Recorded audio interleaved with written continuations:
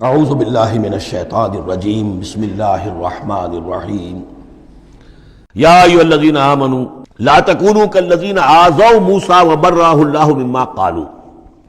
اہل ایمان ان لوگوں کے مانند نہ ہو جاؤ کہ جنہوں نے موسیٰ کو اذیت دی تھی۔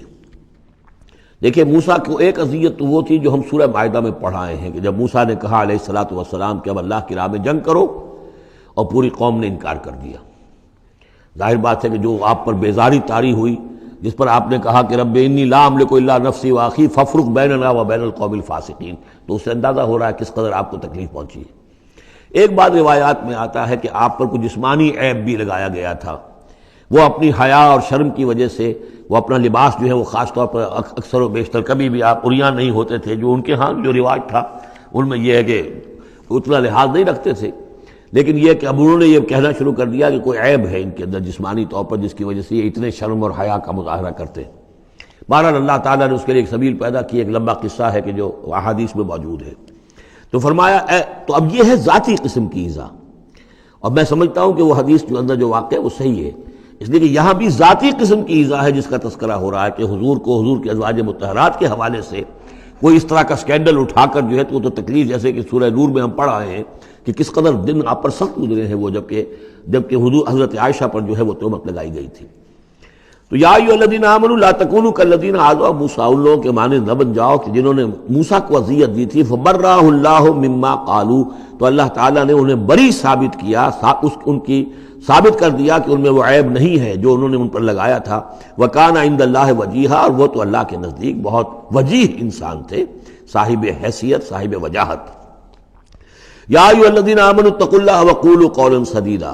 اہل ایمان اللہ کا تقوی اختیار کرو اور بات کرو سیدھی، خاص طور پر یہ گھریلو زندگی کے اندر چونکہ یہ معاملات ہو رہے ہیں تو یہ کہ گھریلو زندگی میں خاص طور پر انسان جو ہے زبان کا استعمال جو ہے اس میں محتاط رہے۔ یصلح لکم اعمالکم، اللہ تعالیٰ تمہارے سارے اعمال درست کر دے گا، ویغفر لکم ذنوبکم، اور اگر کبھی کسی نسیان یا کسی جذبات کے رو میں کوئی غلطی ہو جائے گی تو اللہ تعالیٰ تمہاری خطائیں بخش بھی دے گا۔ وَمَن يُطِعِ اللَّهَ وَرَسُولَهُ فَقَدْ فَازَ فَوْزًا عَظِيمًا، اور جو کوئی بھی اللہ اور اس کے رسول کی اطاعت پر کاربند ہو گیا اس نے تو بہت بڑی کامیابی حاصل کر لی۔ یہ دو آیتیں جو ہیں یا ایھا الذین آمنوا اتقوا اللہ وقولوا قولا سدیدا یصلح لکم اعمالکم ویغفر لکم ذنوبکم ومن یطع اللہ ورسولہ فقد فاز فوزا عظیما، یہ بھی حضور نے خطبہ نکاح میں شامل کی تھی، جیسے سورہ نساء کی پہلی آیت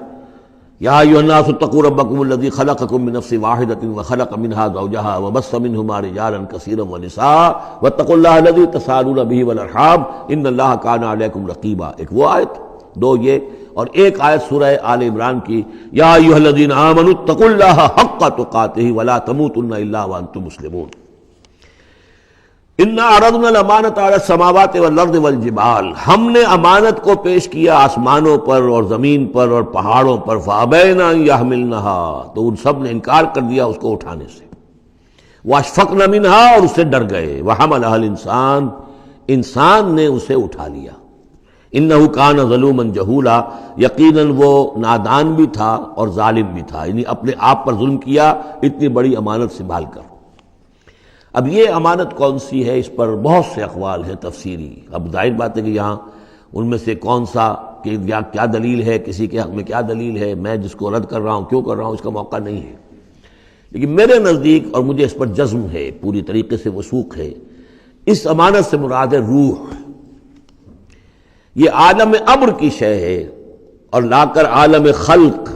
یہ ہمارا وجود حیوانی جو ہے یہ عالم خلق کی شے ہے، عالم امر کی شے کو بطور امانت عالم خلق کے اس وجود کے اندر امانت کے طور پر رکھا گیا ہے، یہ اللہ کی امانت ہے۔ وَنَفَخْتُ فِيهِ مِن رُوحِي، اپنی روح میں سے پھونک دوں تمہارے اندر، تو یہ ہے امانت، بہت عظیم امانت ہے۔ عالم امر میں آپ کو بتا چکا ہوں صرف فرشتے اور ارواح انسانیہ، یہ عالم امر کی چیز ہے، انہی کی جو کمیونیکیشن ہے وہی اس کو بھی امر کہا گیا ہے، عالم امر کی شے ہے۔ باقی جتنے بھی ہے یہ جنات ہوں یا جو بھی حیوانات ہیں، ہمارا بھی جو جسد حیوانی ہے وہ جو ہے عالم خلق کی شے ہے، اور یہی شے ہے اصل میں وہی جس کی بنا پر کہ انسان مسجود ملائک بنا ہے، یہ جو روح ہے اسی کی بنا پر مسجود ملائک ہے، اسی کے بنا پر خلافت ملی ہے، اسی کے بنا پر وحی کا یہ محبت بنا ہے کہ وہی اس کو آ سکتی ہے۔ جنات کے ہاں وہی نہیں ہے، ان میں روح نہیں ہے، وہی نہیں ہے، کوئی نبی جنات میں نہیں بھیجا گیا، بلکہ انسانوں ہی میں جو نبی آئے انہی کی پیروی جو ہے وہ جنات بھی کرتے رہے۔ اور یہ جو روح کے بھوکے جانے سے پہلے یہ کیفیت تھی، وہ تھا ظلوم اور جہول۔ یہ میں سمجھتا ہوں کہ انسان کا جو حیوانی وجود ہے، جو میں نے کئی مرتبہ اس سے پہلے بیان کیا، اس میں تو کمزوری ہے۔ خلق الانسان من عجل، خلق الانسان ضعیفا۔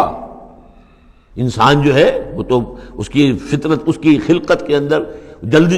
عجلت پسندی بھی ہے، انسان کمزور پیدا کیا گیا ہے، یہاں ظلوم اور جہول کہا جا رہا ہے۔ اگر تو صرف حیوان انسان ہوتا اور اس میں روح خدا بندی نہ پھونکی گئی ہوتی تو ظلوم اور جہول تھا، لیکن روح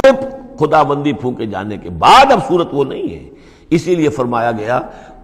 والتین والزیتون وطور سینین وہذا البلد الامین لقد خلقنا الانسان فی احسن تقویم ثم رددناہ اسفل سافلین۔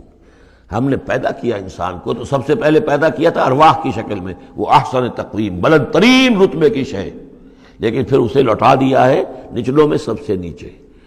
یعنی جنات سے بھی نیچے چلا گیا انسان۔ کیوں چلا گیا؟ کہ اس کا یہ جسد حیوانی جو ہے ان سے کمتر ہے، اس میں یہ ڈال دی گئی روح۔ تو یہ ہے وہ امانت میرے نزدیک، واللہ عالم۔ لِيُعَذِّبَ اللَّهُ الْمُنَافِقِينَ وَالْمُنَافِقَاتِ، اس امانت ہی کا اب یہ ظہور ہوگا۔ اس کا نتیجہ کیا نکلے گا؟ جو اس امانت کا حق ادا کرے گا اس کے لیے اللہ تعالیٰ کے لیے روح و ریحان و جنت نعیم۔ جو اس امانت میں خیانت کرے گا، اس کا حق ادا نہیں کرے گا، وہ حیوانی بن کر رہ جائے گا،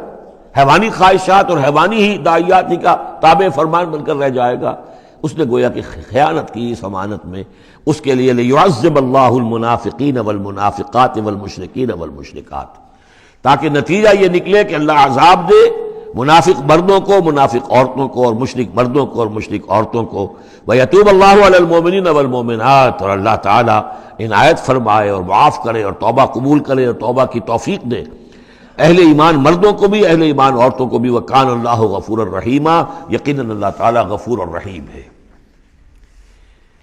یہ جو چوتھا گروپ تھا مکی اور مدنی صورتوں کا، وہ یہاں ختم ہوا۔ 8 مکیات اور 1 مدنی صورت۔ صدق اللہ العظیم۔